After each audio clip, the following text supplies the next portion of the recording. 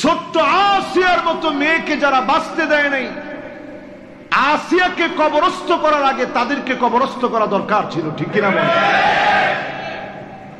মানুষ কতটা নিকৃষ্ট আর জানোয়ার হলে পরে এরকম একটা ছোট বাচ্চা, এরকম একটা অবুঝ বাচ্চা, তার সাথে ইতিহাসের যে নিকৃষ্ট বর্বরতা প্রদর্শন করা হয়েছে, আসিয়াকে কবরস্থ করার আগে এদেরকে কবরস্থ করা, এটা ঈমানি দায়িত্ব আমাদের জন্য ছিল, ঠিক কিনা বলেন? শরীয়ত যদি অ্যাপ্লাই করা হয়, এই কাজের সহযোগীদেরকে বিচারের আওতায় আনতে হবে। এই কাজে যারা সহযোগিতা জুগিয়েছে প্রত্যেককে বিচারের সম্মুখীন করতে হবে।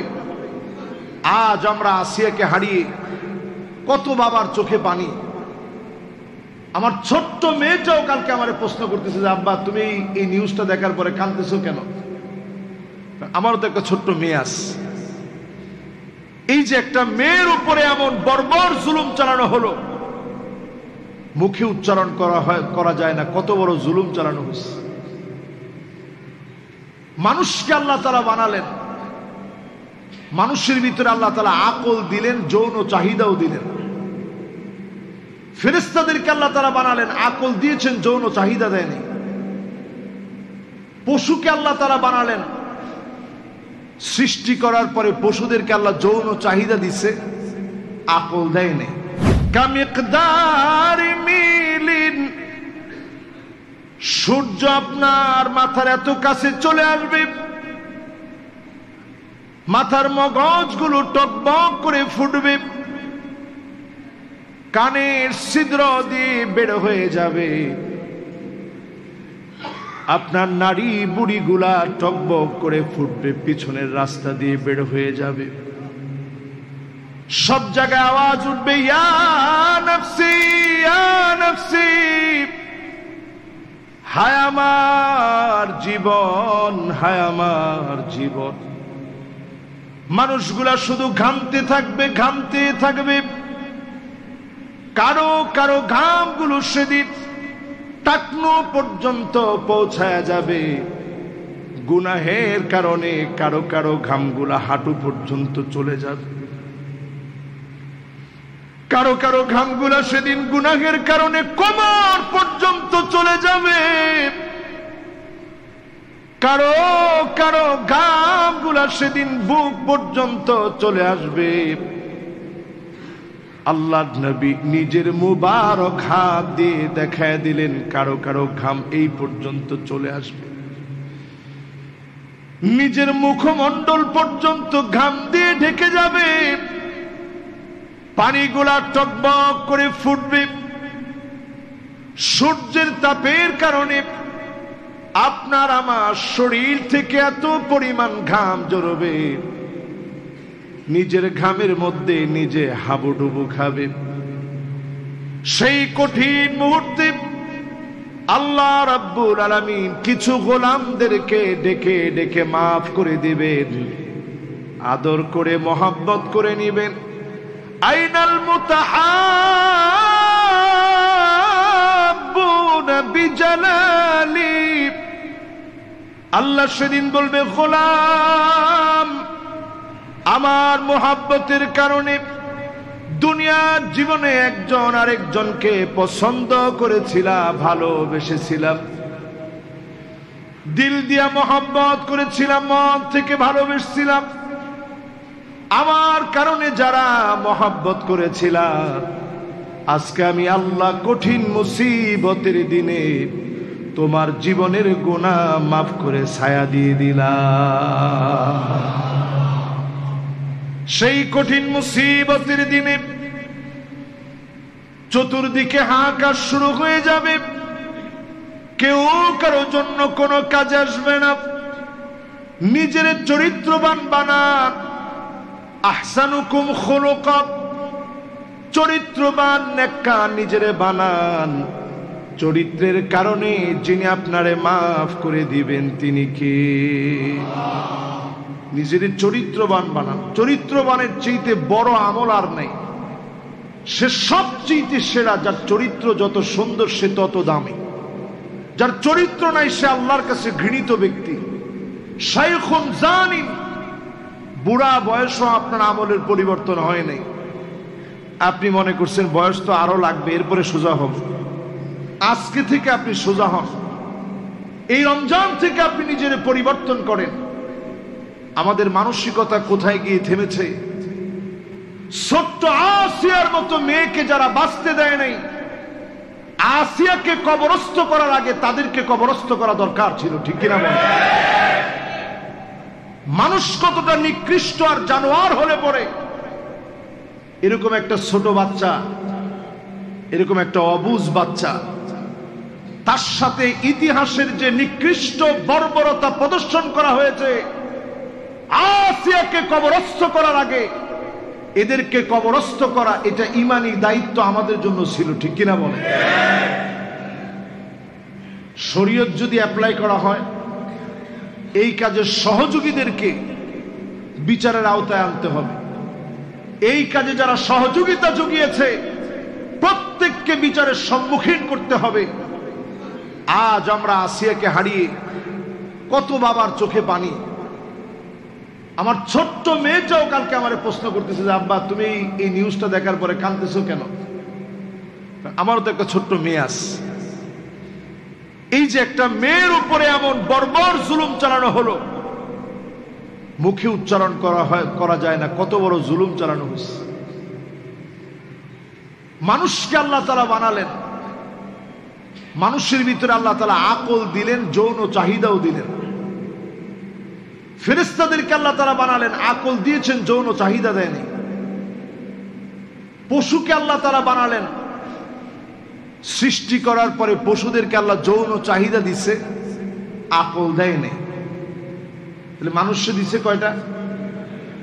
মানুষের মধ্যে আকলও আছে, আবার যৌন চাহিদাও আছে। পশুর মধ্যে শুধুমাত্র যৌন চাহিদা আছে, আকল নেই। ফেরেশতাদের আকল আছে, যৌন চাহিদা নাই।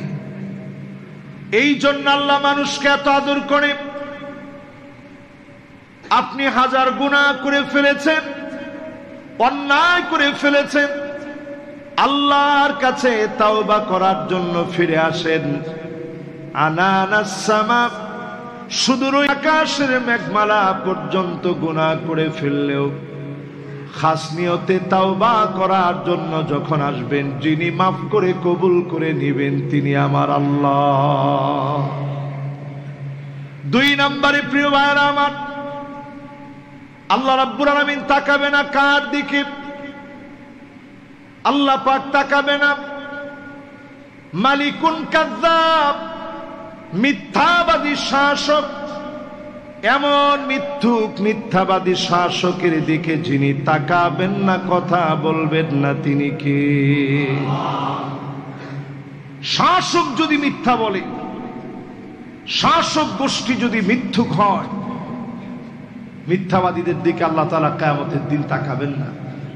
সেদিন আল্লাহ যদি না তাকান, কেউ তাকানোর মতো কি আছে বলে মনে হয় আপনার কাছে? তিন নম্বরে আইলুন মুস্তাকবির, আল্লাহ পাক সেদিন তাকাবেন না ওই অহংকারী দরিদ্রের দিকে, যেই লোকটা অহংকারী দরিদ্র, দরিদ্র হওয়ার পরে অহংকার কমে নাই, এমন লোকের দিকে আল্লাহ রাব্বুল আলামিন কিয়ামতের দিন মুসিবতের সময় তাকাবেন না, কথা বলবেন না। চার নাম্বার, আল্লাহ কথা বলবেন না আকুন বিওয়ালিদাই, পিতা মাতার সঙ্গে যে খারাপ ব্যবহার করে এমন সন্তানের দিকে যিনি তাকাবেন না, কথা বলবেন না, দয়া দেখাবেন না, তিনি কি? সমাজের ভিতরে পিতামাতার সাথে খুবই খারাপ আচরণ করে, এইরকম মানুষের সংখ্যা এখন দিন দিন শুধু বাড়ছে। আকাশ প্রযুক্তি যত বেশি বৃদ্ধি পাচ্ছে, তত বেশি আমাদের কাছ থেকে আখলাক উঠে যাচ্ছে। পিতামাতার সাথে সুন্দর আচরণ এটা আমরা ভুলে গেছি। রমাদান মাসে যদি আল্লাহর কাছ থেকে রমজানের পূর্ণ বরকত হাসিল করতে চান, পিতামাতার কাছ থেকে প্রতিনিয়ত দোয়া নেন। প্রতিনিয়ত পিতামাতার কাছ থেকে দোয়া নেন।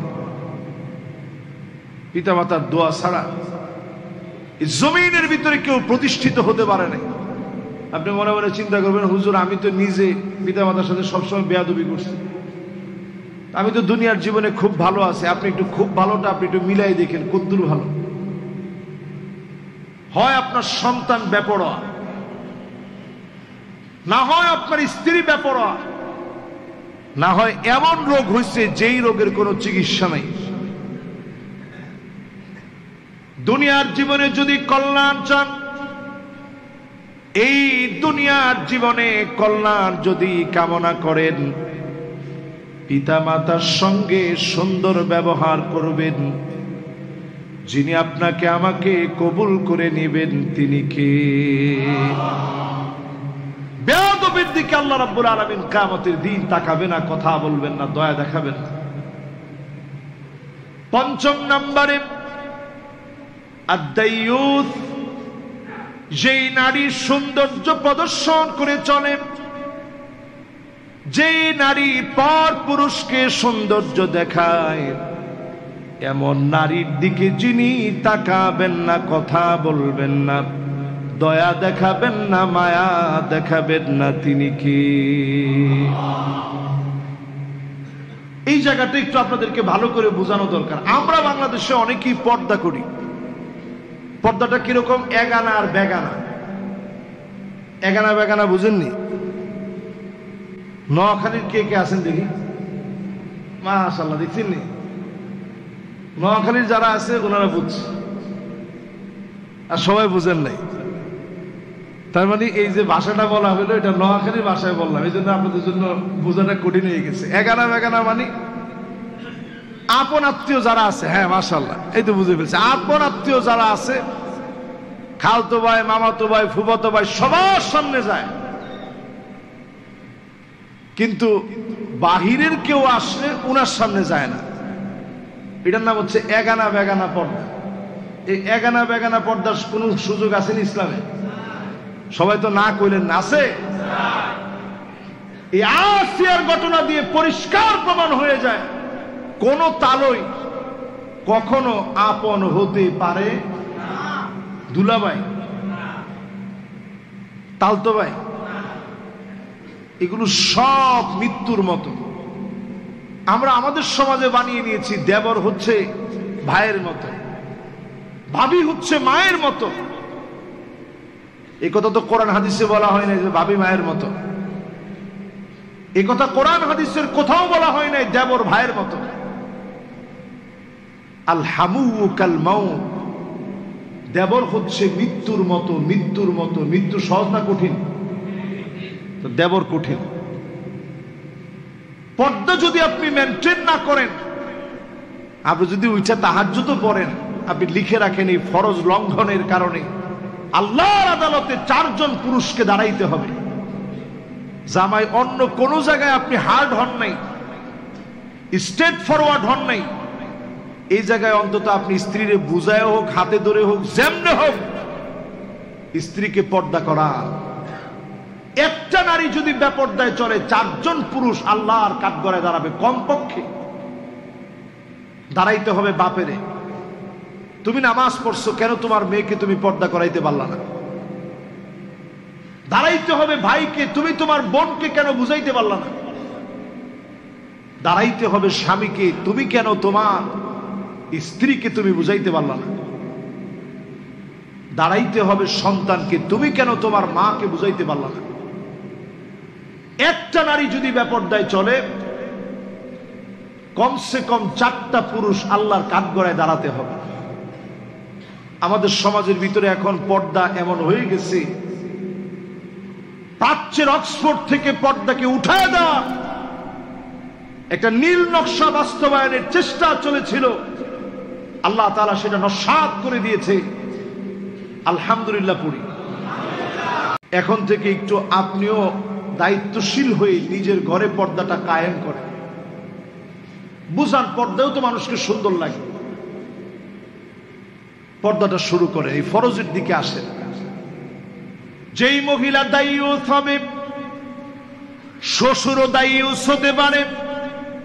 যেই শ্বশুর নিজের পুত্রবধূকে বাধ্য করবে তোমার দেবরকে খানা বেড়ে দিতে হবে, নাইলে আমার পুত্রবধূ থাকা দরকার নাই, আপনি দায়ুস, আল্লাহর আদালতে আপনাকে দাঁড়াইতে হবে, দণ্ডায়মান হওয়া লাগবে, সুযোগ নেই, সেদিন হিসাব দেওয়া লাগবে আল্লাহর সামনে। এরপরে আল্লাহ রাব্বুল আলামিনের হাবিব হাদিসের ভিতরে জানায় গেলেন 6 নম্বরে আল্লাহ রাব্বুল আলামিন তাকাবেন না, কথা বলবেন না, দয়া দেখাবেন না, মায়া দেখাবেন না ওই লোকটার দিকে যেই লোকটা দুনিয়ার জীবনে আল মুতারাজ্জিলা পুরুষ হয়ে মহিলার মতো জামা পড়েছে, মহিলা হয়ে পুরুষের মতো জামা পড়েছে, এমন মহিলা এমন পুরুষের দিকে যিনি তাকাবেন না, কথা বলবেন না, দয়া দেখাবেন না, তিনি কি? আচ্ছা, সমাজের ভিতরে এখন এরকম পুরুষ বাড়ছে না কমছে? আরে মেয়ে, এইবারের ঈদের স্টাইলই হচ্ছে মহিলাদের মতো এখন একটা 3 পিসের মতো একটা পাঞ্জাবি বের হয়েছে, 3 পিসের স্টাইলে একটা পাঞ্জাবি বের হয়েছে। এটা দেখলে বুঝাই যায় না যে এটা আপনি পরবেন না ঘরওয়ালি পরবে। পোশাক যদি এরকম হয়, রুচির দুর্ভিক্ষ লেগে গেছে আজ মুসলমানের ঘরে ঘরে। মুসলমানের সন্তান কানের ভিতরে দুল পড়ে, এরকম আছে? মুসলমানের সন্তান এখন মাথার ভিতরে ব্যান্ড লাগায়, বিরাট সুন্দর করে ব্যান্ড লাগায় একটু মেয়ে সাজার চেষ্টা করে। শরীফ শরীফার গল্প তো মাত্র যোগ হয়েছে সেই দিন, আমি তো তাকায় দেখি বাংলাদেশের ঘরে ঘরে রন্ধ্রে রন্ধ্রে শরীফ শরীফা হয়ে বসে আছে। ঠিক তো সবাই কর্ণে? এবার দু একটা উদাহরণ দিলে আপনার কাছে পরিষ্কার হবে। বাপের সামনে মেয়ে ঘরের ভিতরে গেঞ্জি পরে, শার্ট পরে, ট্রাউজার পরে, এই অশালীন ড্রেস একটা পুরুষের মানসিকতা নষ্ট করে। হতে পারে আপনার মেয়ে। এই রকম কোন ড্রেস পরা বাপের সামনে প্রাপ্তবয়স্ক কোন মেয়ের জন্য জায়েজ নাই, জায়েজ নাই, জায়েজ নাই, হারাম। চোখের দৃষ্টি নষ্ট হবে বাবার, কুরুচিপূর্ণ চিন্তা আসবে, রমাদানের স্পিরিট নষ্ট হবে। এমন ড্রেস ঘরের ভিতরে পড়ে, আল্লাহর লানত তাদের জন্য। এমন মেয়েদের দিকে যিনি তাকাবেন না, কথা বলবেন না, দয়া দেখাবেন না, তিনি কে? বলেন তো আমরা কয় নাম্বারে আছি? এই যে 6 নাম্বার পর্যন্ত আপনারা কয়েকটা কি মুখস্থ বলতে পারবেন? বলতো দেখি 1 নাম্বারটা কি? মাশাআল্লাহ, বৃদ্ধ বয়সেও যার চরিত্র ঠিক হয় নাই, জেনাকার। 2 নাম্বার মিথ্যাবাদী শাসক। 3 নাম্বার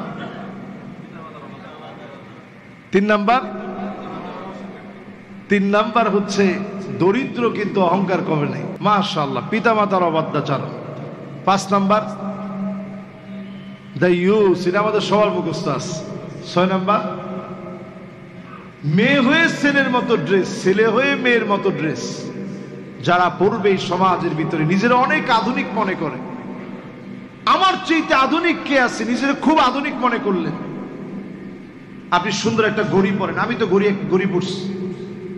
আপনি সুন্দর একটা আংটি পরেন, চোখের একটা চশমার ফ্রেম থাকতে পারে, কোনো অসুবিধা নেই। ডিলে ডালা সুন্দর একটা ড্রেস আপনি পরতে পারেন, সুন্দর একটা জামা আপনি পরতেই পারেন, রুচিপূর্ণ যে কোনো জিনিস পরতে পারেন।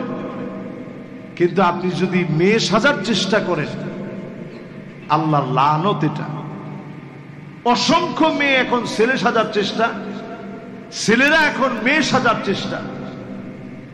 এই জন্য এই যে সিমসাং কার্টুন আছে আপনারা দেখবেন, সেখানে ট্রান্সজেন্ডারের অনেক বিষয় ভবিষ্যৎবাণী সহ দেখানো হয়েছে, কি কি ঘটবে আগামী পৃথিবীতে। কারণ তারা বিলিয়ন বিলিয়ন মার্কিন ডলার খরচ করছে শুধু এটাকে প্রমোট করার জন্য। রেইনবো কমিউনিটি শুধুমাত্র সমকামিতাকে প্রমোট করার লক্ষ্যে বিলিয়ন বিলিয়ন মার্কিন ডলার তারা খরচ করছে সমকামিতাকে প্রমোট করার লক্ষ্যে। আপনার মনে একটা চিন্তা আসতে পারে যে হুজুর এটাতে তাদের লাভটা কি? এই যে ট্রান্সজেন্ডারের মধ্য দিয়ে আপনি আপনার সংস্কৃতি, বিকাশ, মানসিকতা, আপনি আপনার নিজেকে বদলে ফেললেন। তাদের কাছে প্রতিনিয়ত দ্বারস্থ হতে হবে, চিকিৎসা নিতে হবে, ট্রিটমেন্ট নিতে হবে। সারা দুনিয়ায় যখন এই ট্রেন্ডিং শুরু হয়ে যাবে তখন তারা বিলিয়ন বিলিয়ন টাকা আপনার পিছনে ব্যয় করে ট্রিলিয়ন ট্রিলিয়ন টাকা আপনার কাছ থেকে হাতিয়ে নেবে। ঠিক কিনা বলেন? এই প্ল্যান প্রোগ্রাম তারা সারা দুনিয়া ব্যাপী করছে। এখনো যদি আমরা আমাদের ঘরে ঠিক না করি, কিয়ামতের একেবারে সন্নিকটের সময় আমরা আসি বলে আমরা মনে করি। দুনিয়াতে খুব বেশি দিন আমরা আসি এরকম না, কতদিন আসি আল্লাহ ভালো জানেন। তবে যে বিষয়গুলো আমাদের চোখের সামনে এখন পড়তেছে মনে হয় না আমাদের খুব সময় আছে। এরপরে আল্লাহর হাবিব বলেন 7 নম্বরে, আল মান্নানু বিমা আতা, কোনো কিছু দিয়ে যে খোটা দিবে এমন লোকের দিকে যিনি তাকাবেন না, কথা বলবেন না, দয়া দেখাবেন না, তিনি কে? 7 নম্বর শেষ, খোটা দিবেন না কখনো। আমরা কিছু থেকে কিছু হলেই খোটা দিই। তোরে খাওয়াইছি আমি, জামা কিনে দিছি আমি, যাকাতের টাকা দিছি আমি। যাকাতের টাকা যে আপনি দিছেন এটা তার উপরে কোনো অনুগ্রহ বা দয়া আপনি করেন নাই, হক আদায় করছেন। হাক্কুন লিসাইলি ওয়াল মাহরুম, বঞ্চিত মানুষের হকটা তার হাতে আপনি দিছেন। আল্লাহ আপনাকে ভালো রাখছেন, এর শুকরিয়া আদায় করছেন। আপনি নিজে চাইছেন আপনার সম্পদটা আরো বাড়ো, এই জন্য আপনি যাকাত দিছেন। আপনি চেয়েছেন এই সম্পদগুলা জাহান্নামে যাওয়ার কারণ না হোক। আপনি চেয়েছেন জাহান্নামকে টেনে এনে আল্লাহ আমারে আযাব না দিক, এই জন্য আপনি যাকাত দিয়েছেন। যাকাত দেওয়ার পরও আমরা খোটা দিই যে আমি যাকাত দেই। আমি যাকাত দেওয়ার কারণে তুমি খাইতে পারো না, তুমি খাইতে পারতা। একটা বার আপনি চিন্তা করেন আপনারে খাওয়ান কে? আচ্ছা আপনারে আল্লাহ খাওয়ান, হয়তো আপনি একটু কষ্ট করেন, দৌড়াদৌড়ি করেন, যান, ঘুরেন ফিরেন, পরে খাওয়ান। একটা পাখির দিকে তাকায় দেখেন, খালি পেটে পাখিটা বের হয়ে যায়, ভরা পেট নিয়ে, আল্লাহর উপরে তাওয়াক্কুলের কারণে ভরা একটা পেট নিয়ে তার ঘরের ভিতরে ফিরে আসে। তারে খাওয়ায় কে? এমন এমন ছোট ছোট কীট প্রত্যঙ্গ আছে আপনি চিন্তাই করতে পারবেন না, খালি চোখে দেখা যায় না, তারেও তো আল্লাহ খাওয়াচ্ছে। ছোট ছোট কীট পতঙ্গ থেকে শুরু করে সবাই আল্লাহ খাওয়ায়। নীল তিমিরে খাওয়ায় কে? সুবহানাল্লাহ। আপনার আমার মতো 20-50টা মানুষ যদি তার পেটের ভিতরে চলে যায়, সে মনে করবে সকালের নাস্তাটা মোটামুটি হয়েছে। এরকম একটা নীল তিমিরেও তো আল্লাহ খাওয়ায়।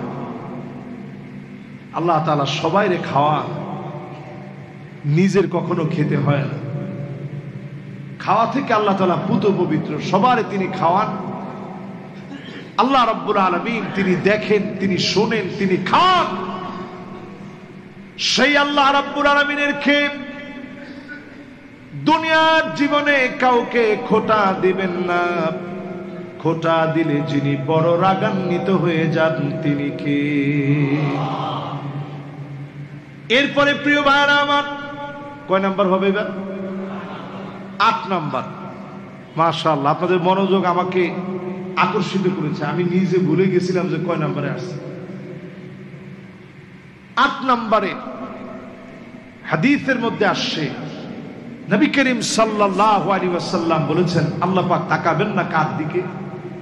ওই লোকের দিকে তাকাবেন না দুনিয়ার জীবনে যেই লোকটা একজন আরেকজনকে গিয়ে বলবে রাজুলুন বায়া রাজুলান লা ইউবাইউহু ইল্লা দুনিয়া, দুনিয়া পাওয়ার জন্য একজন আরেকজনের পিছনে ঘুরবে, স্লোগান দিবে, সব করবে দুনিয়ার জীবনে, শুধুমাত্র দুনিয়া পাওয়ার জন্য, পদ পাওয়ার জন্য। ওয়া ইল্লা লাম ইয়াফিলাহু, পদ পদবি না পেলে আর নাই। এমন লোকদের দিকে যিনি তাকাবেন না, কথা বলবেন না, দয়া দেখাবেন না, মায়া দেখাবেন না, তিনি কে? এবার একটু হিসাব মিলায় দেখেন, বাংলাদেশে যে যে দল করেন করেন, আল্লাহর জন্য করেন, একটু আল্লাহরে ভয় করেন। যদি শুধুমাত্র ক্ষমতার জন্য আপনি মনে করেন যে আমার ক্ষমতার চেয়ারটা লাগবে, সারা দুনিয়া আমার গিলে খাওয়া লাগবে, এরকম চিন্তা থেকে যদি আপনি দল করে থাকেন, ওয়া ইল্লা লাম ইয়াফিলাহু, বড় ধরনের মুসিবত আপনার জন্য। রাজনীতিরে আপনি কখনো ধর্মের জায়গায় বসায় দিন না, আল্লাহর দিকে আসেন, আল্লাহর জন্য কাজ করেন, আল্লাহ রাব্বুল আলামিনের গোলাম হয়ে যান। অল্প আমলে যিনি মাফ করে কবুল করে নেবেন, তিনি কে? কয় নাম্বার শেষ? 9 নম্বরে আল্লাহ রাব্বুল আলামিনের হাবিব বলেন, আল মুসবিল, টাকনুর নিচে যার কাপড় থাকবে, লুঙ্গি পায়জামা প্যান্ট যদি টাকনুর নিচে থাকে উপরের দিকে উঠায় নেবেন। টাকনুর নিচে যারা প্যান্ট পরবে, লুঙ্গি পায়জামা পরবে, তাদের দিকে যিনি তাকাবেন না, কথা বলবেন না, দয়া দেখাবেন না, তিনি কে? এই শ্রেণীর লোক এখন সমাজের ভিতরে কম না বেশি? আমাদের ইমাম সাহেবরা বাধ্য হয়ে বলতেই হয়, যাদের টাকনুর নিচে প্যান্ট পায়জামা লুঙ্গি আছে, মেহেরবানি করে উঠা। আচ্ছা, এটা কি ইমাম সাহেবের দায়িত্ব নাকি? আপনারা কি এখনো মনে করেন যে ইমাম সাহেবের দায়িত্ব? এটা এই সময়ের কাজ নয়। নামাজের সময় আপনি টাকনুর উপরে উঠাইলেন, নামাজ থেকে যাওয়ার সময় আবার যেরকম সেরকম। এই সময়টা শুধু নামাজের জন্য এই কাজটাকে আল্লাহ তাআলা আবদ্ধ করে দেন। সব সময় অহংকার নিয়ে কেউ টাকনুর নিচে পোশাক পরতে পারবেন না। এখানে আপনার একটা বিষয় বোঝার আছে, লিবাসটা কোনটা, যেটা শরীরের সাথে জড়ায়া থাকে, যেটা খুলতে অনেক কষ্ট হয়, তাই না হেসরায় খুলতে হয়, যেটা গায়ের চামড়ার সঙ্গে লেগে থাকে, এটার নাম লিবাস। এই দেখেন পাঞ্জাবিটা, এটা লিবাস, পায়জামাটা এটা লিবাস। এই পায়জামা পাঞ্জাবি যখন আমার আপনার পায়জামা পাঞ্জাবিটা টাকনুর নিচে চলে যাবে, এটা মারাত্মক দরজার একটা কবিরা গুনাহ হইল। প্রতিনিয়তই কবিরা গুনাহ আমরা করতে থাকি, অনেকে চলমান থাকে, খবরে অনেকে এটা করি, অনেকে মনে করি যাক অসুবিধা নেই, আমার তো অহংকার নেই। আর অনেকে বাইরে যদিও টাকনুর উপরে থাকে, ঘরের ভিতরে যাওয়ার পরে লুঙ্গি একটা পরছে, এই লুঙ্গি কোন জায়গায় গেছে এটার কোনো খবর নেই। হারাম কাজ হচ্ছে প্রতিনিয়ত। ঘরের ভিতরে চিন্তা করছেন অসুবিধা নাই তো, এখন টাকনুর নিচে গেলে কি আর অসুবিধা নাই? ঘরের ভিতরে আসি, বাচ্চা কাচ্চা সবাই খেলাধুলা করতেছে, আপনি নিজেও যে এই টাকনুর নিচে লুঙ্গিটা থাকার কারণে পড়ে যেতে পারেন, একটা অ্যাক্সিডেন্ট হতে পারে, দুর্ঘটনা হতে পারে। ইসলাম তো এমনি এমনি দেয় নাই। আপনার হরমোন গুলো নষ্ট হয়ে যায় যখন আপনি টাকনুর নিচে আপনার প্যান্ট পায়জামা লুঙ্গি এগুলো যখন ছেড়ে রাখেন। আল্লাহ দুনিয়াকে একটা ব্যালেন্স করতে চেয়েছেন। এখনকার সময়টা এমন, সময়ের তো কোনো দোষ নাই, আমাদের দোষ। আমরা এমন হয়ে গেছি, অধিকাংশ মেয়েরা এখন টাকনুর উপরে তাদের পায়জামাটা পরে, আমরা পরি না। তারা পরে এখন, আমরা পরি না, অথচ তারা পরবে কি টাকনুর উপরে? আম্মা জানরা জিজ্ঞাসা করছে, ওমা নাসনাউ বিজুয়ুলিহিন্না ইয়া রাসূলুল্লাহ, আমরা আমাদের শাড়ির যে ঝুলুনি কাপড়ের যে ঝুলুনি, এটাতে কি করবো? এই যে ঝুলুনি কয়টারে, এই ঝুলুনিটারে কি করবো? নবীজি বলছে একেবারে নিচের দিকে ছেড়ে দাও। এই জন্য আমি ওমান সহ ওয়ার্ল্ডের বিভিন্ন দেশে, লেবাননেও দেখছি, ওমানেও দেখছি, সেখানে দেখছি একেবারে মহিলারা এত ঢিলে ঢালা একটা বোরকা পরে, রাস্তার মধ্যে দিয়ে চলার সময় এটা দিয়ে একেবারে ঝুলতে থাকে। আর আমাদের দেশে এখন একটু উল্টা ফ্যাশন হয়ে গেছে, মহিলারা এখন টাকনুর উপরে পড়তে চায়। ছেলেরা নামাইছে টাকনুর নিচে, মহিলারা উঠেছে টাকনুর উপরে। আল্লাহর হস্তে এটা থেকে ফিরে আসেন। আজকে থেকে নিয়ত করেন আর জীবনে কোনোদিন টাকনুর নিচে অন্তত আমার লুঙ্গি থাকবে না, প্যান্ট থাকবে না, পায়জামা থাকবে না। পারবো না ইনশাআল্লাহ? এটা কি খুব কঠিন কাজ? এরপরে আল্লাহর হাবিব বলেন তাকাবেন না কার দিকে? আল্লাহ রাব্বুল আলামিন ওই লোকের দিকে তাকাবেন না, কথা বলবেন না, দয়া দেখাবেন না। রাজুলুন বিফাদলি মাইন, যারে আল্লাহ পানি দিয়েছে দয়া করে অনুগ্রহ করে, সে পানি পাওয়ার পরে আরেকজনকে নিষেধ করে দিয়েছে, পানি নিতে দেয় নাই। শুধু পানি দিয়ে হাদিসের ভিতরে শব্দ বুঝালেও আপনার কাছে খাবার আছে, আপনি দেন নাই। আরেকজনের ক্ষুধা পেটে আপনার মনে দয়া তৈরি হয় নাই। আপনি যদি আরেকজনের জন্য দয়া দেখান, আপনার জন্য যিনি মায়া দেখাবেন, মাফ করে দিবেন, তিনি কি? ইন্না মিন আবাররিল বির আইয়ুদখিলাস সুরুর ফি কলবি আহাদিকুম, কারো মনের ভিতরে ব্যথা না দিয়ে এই রমজান মাসে আরেকজনের মুখে হাসি ফোটানোর চেষ্টা করেন, সওয়াবের নিয়ত করেন, অল্প স্বল্প আমল করলেন, আরেকজনকে কষ্ট দিয়েন না, আরেকজনের সঙ্গে হাসি মুখে কথা বলেন। পারলে 5টা টাকা রিকশাওয়ালাকে বাড়ায়া দেন, শ্রমিকের অধিকারটা আপনি আদায় করেন, অন্য জনের দিকে দয়ার দৃষ্টিতে তাকায় কথা বলেন। ওই দিনের সবচেয়ে সওয়াবের কাজ বানায়া আপনার কাজটাকে যিনি কবুল করে নেবেন, তিনি কি? খুব বেশি বড় একটা আমলের কথা বলিনি, টাকা খরচ হবে এমন একটা আমলের কথাও বলিনি। শুধুমাত্র একটু মানসিকতা লাগবে, আরেকজনের সঙ্গে একটু সুন্দর করে কথা বলতে শিখেন। আমরা তো কথা বলতে গেলে জীবনে হাসি আমার মুখে ফুটতে পারে এটা আমরা ভুলে গেছি। একটু হাসি দিয়ে কথা বলেন।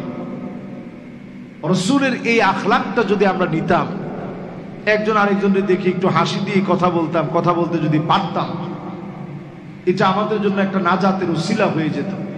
এই দুনিয়ার ভিতরে এই যে আযাবগুলো আসতেছে, সারা দুনিয়া আযাবের দিকে দৌড়াচ্ছে, এমন না তো? এই যে যতগুলা বললাম, এই অপরাধগুলো এখন আমাদের ভিতরে আছে না নাই?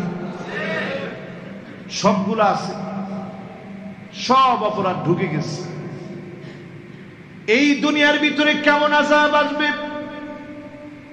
ফালইয়ারতাকিবু ইনদা যালিকা রিহান হামরা, বাতাসের সঙ্গে আগুন আসবে, চতুর্দিক ধোঁয়ায় কালো হয়ে যাবে, বাতাসের সঙ্গে আগুন লেগে যাবে, আল্লাহ পাক ধরাশয়ী করে ফেলবেন, পাকড়াও করে ফেলবেন।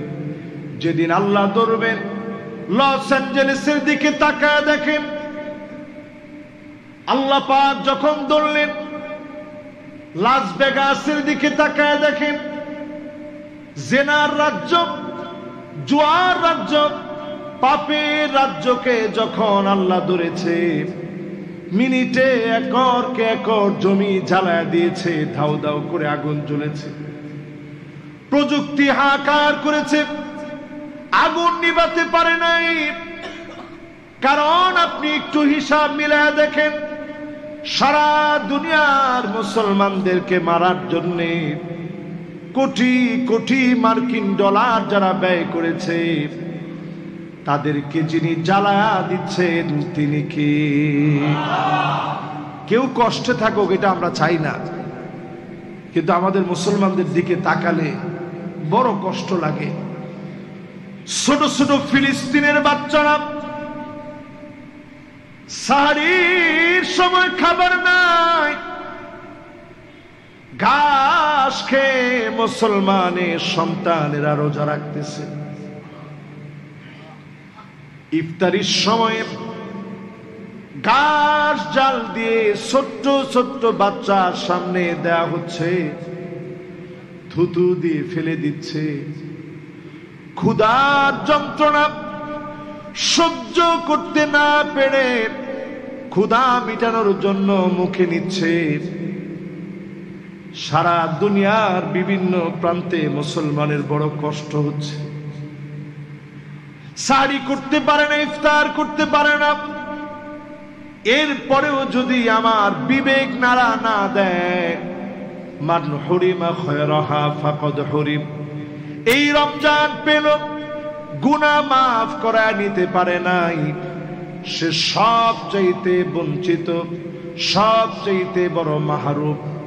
রমজান পেলেন প্রতিনিয়ত অন্তত সাহারি খাওয়ার সময় যখন উঠেন, প্রতিনিয়ত সাহারি খাওয়ার সময় যখন উঠবেন, 2 রাকাত নামাজ পড়েন। মুসলমানের জন্য আর কিছু পারেন নাই, 2 ফোঁটা চোখের পানি ছেড়ে দেন। আল্লাহ, আমার ভাইটা না খেয়ে আছে, আমার মুসলমান অভুক্ত আছে। বুনিয়ানুম মারসুস, তার সঙ্গে আমার সম্পর্ক সীসা ডালা প্রাচীরের মতো। কাজাসাদিন ওয়াহিদ, শরীরের মাথা ব্যথা হলে গোটা শরীরটা কেমন যেন ব্যথা হয়ে যায়। আঙ্গুল কেটে গেলে গোটা শরীর যেন কেটে গেছে। একটা দেহের কোন একটা অংশের ভিতরে কিছু লাগলে পুরা দেহটা যেমন ব্যথায় ব্যথায় ব্যথায় কাতর হয়ে যায়। আমার মুসলমান সারা দুনিয়ার ভিতরে মার খাচ্ছে। কেনিয়া মার খাচ্ছে, আফ্রিকার অনেক দেশে, আপনি হয়তো নামও জানেন না। আল্লাহর গোলামেরা কালেমা পড়ার কারণে দিন দিন তাদের উপরে জুলুম করা হচ্ছে। এই পৃথিবীর ভিতরে 2 কোটি মুসলমান আজকেও মার খাচ্ছে। 20 কোটি মুসলমানের মাথার উপরে ছাদ নাই। 20 কোটি মুসলমান এই দুনিয়ার ভিতরে শরণার্থী হয়ে গেছে। 20 কোটি মুসলমান শরণার্থী, একটু চিন্তা করেন। 2 কোটি মুসলমান এই দুনিয়ার ভিতরে মার খাচ্ছে। আল্লাহ পাক এত পরিমাণ সুখে শান্তিতে বাংলাদেশে রেখেছে, এরপরেও যদি নামাজ না পড়েন, আল্লাহর কসম ওই মাজলুম মুসলমানদের সামনে একটা মুহূর্তের জন্য জবাব দিয়ে সামনে যেতে পারবেন না। ঠিক কিনা বলে? আল্লাহর কাছে জবাব তো পড়ে। ওই লোকটা যখন আপনার সামনে দাঁড়াবে যে আল্লাহ, আমি এত জুলুমে ছিলাম আর এই বাঙালি এত সুখে ছিল, তারপরে আল্লাহ আমার ডাকে না। আল্লাহ আপনার ডাকে নেই। আল্লাহ, আমি এত কষ্টে ছিলাম, এরা এত সুখ শান্তির মধ্যে ছিল, আল্লাহ এরপরে আপনার ডাকে নেই।